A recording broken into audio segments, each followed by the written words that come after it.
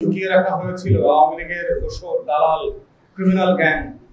তাদের ব্যাপারে দেখবেন আপনার শুরুতে কিন্তু সংখ্যা প্রকাশ করা, নাম প্রকাশ করা, তালিকা প্রকাশ করা কোনটাই করে নাই। আমাদের প্রেশারের কারণে, কন্টিনিউয়াসলি বলবার কারণে পরবর্তীতে তারা তালিকা প্রকাশ করেছে।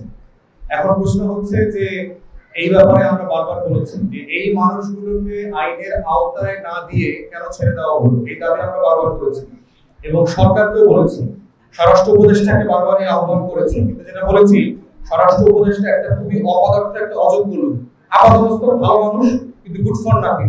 আপনি আমাদের পাড়ায় মহল্লায় গ্রামে দেখবেন খুব ভালো মানুষ আছে, ডিরেক্ট ভদ্র মানুষ, কিন্তু বাজারটাও ঠিক মতো করতে পারে না।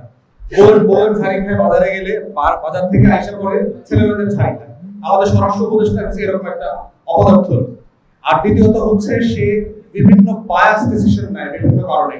আর্ম ফোর্সেসের ব্যাপারে তার একটা বায়াসনেস আছে এবং সিরিয়াস ডিসিশন সে নিতে পারছে না। আমরা বারবার বলেছি তাকে সরিয়ে দিয়ে একটা ভালো ডিসাইসিভ উপদেষ্টা এখানে দেওয়া দরকার, তা না হলে তার অধীনে একটা ভালো নির্বাচন হতে পারবে কিনা এই ব্যাপারে আমরা যথেষ্ট আশঙ্কা করছি।